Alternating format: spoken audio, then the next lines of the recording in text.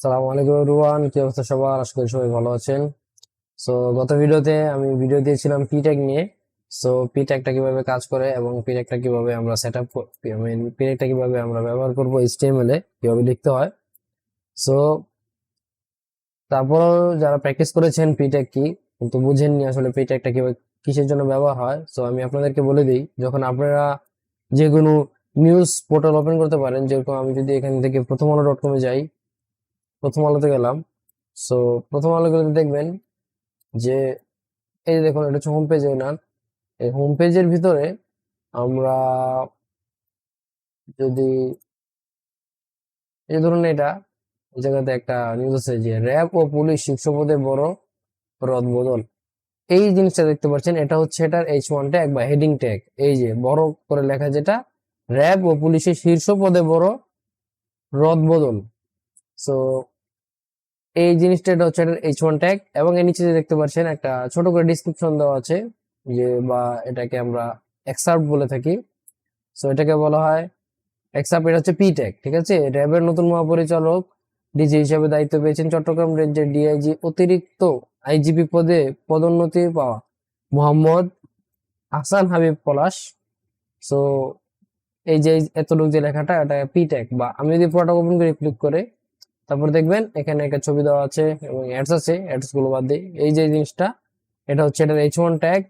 এবং এই যে বাকি নিচে এই যে পুরো ডিসক্রিপশন, মানে এই যে পুরো বিস্তারিত যে লেখা, এই পুরোটা হচ্ছে পি ট্যাগ। যদি আপনাদের বিশ্বাস না হয়, আমি এটাকে সিলেক্ট করলাম এবং আপনারা দেখতে পারেন ব্রাউজারে জিনিসটা সিলেক্ট করার পর রাইট ক্লিক করলে দেখবেন ইন্সপেক্ট লেখা আছে। ওটা যদি ইন্সপেক্ট করেন দেখবেন H1 ট্যাগ দেওয়া আছে এখানে। এই দেখুন, ইন্সপেক্ট যদি আমি দেখাই আপনাদেরকে, ইন্সপেক্ট জুম হলে এই দেখুন H1 ট্যাগ।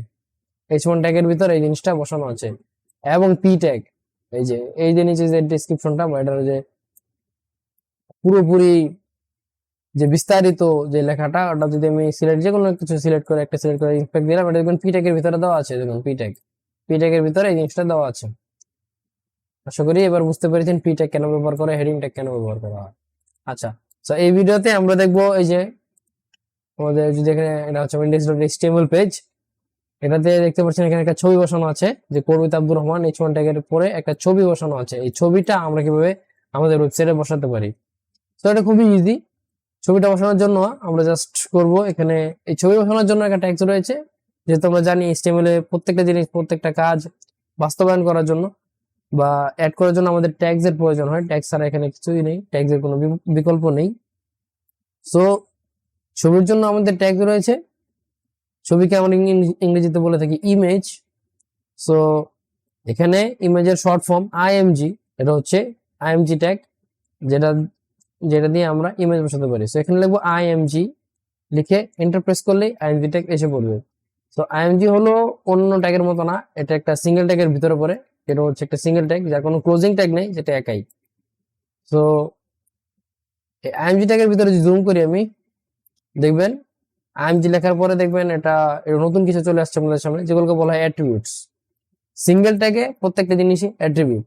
সো এখানে দুইটা অ্যাট্রিবিউটস বাই ডিফল্ট দিয়েছে আমাদেরকে, যেটা হচ্ছে এসআরসি এবং এএলটি, বা এটাকে অল্টার ট্যাগ বলা হয়। সো এসআরসি কি? এই এসআরসি তে আমরা বসাবো আমাদের যে লোগো রয়েছে, যে ছবিটা আমরা বসাতে যাচ্ছি, সেই সেই ছবিটার পাথ বা লোকেশনটা কোথায়। সো যদি আমি দেখাই, এটা হচ্ছে, সরি,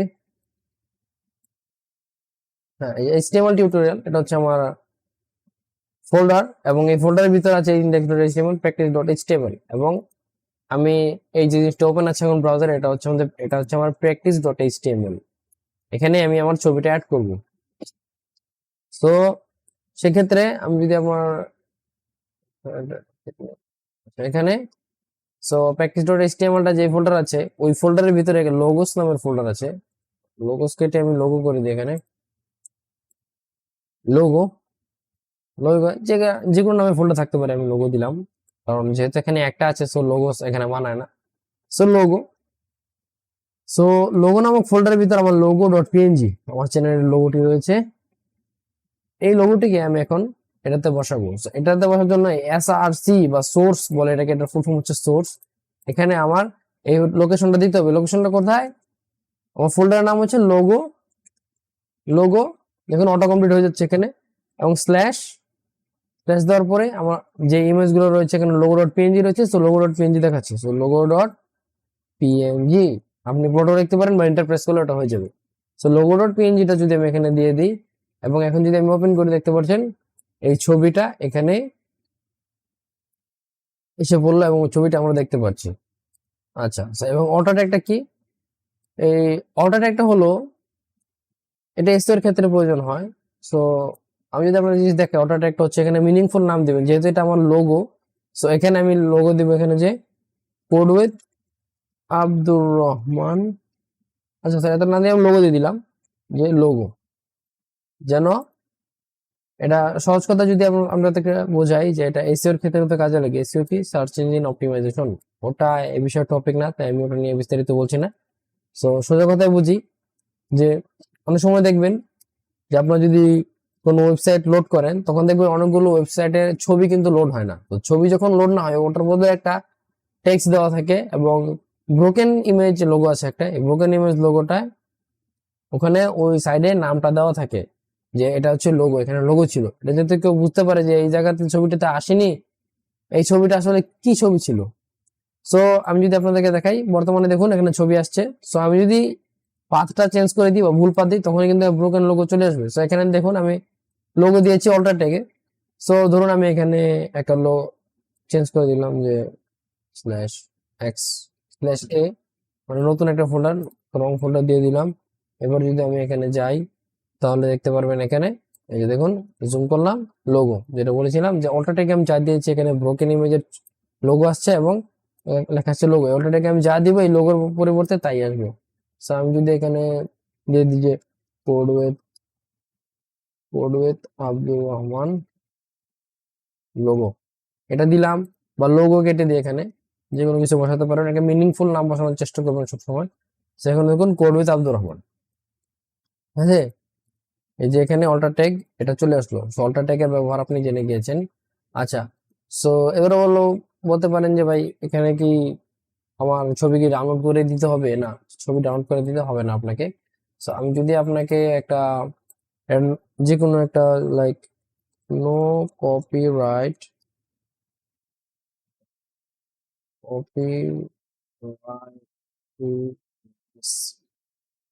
এখানে গেলাম, কপিরাইট ফ্রি ইমেজ।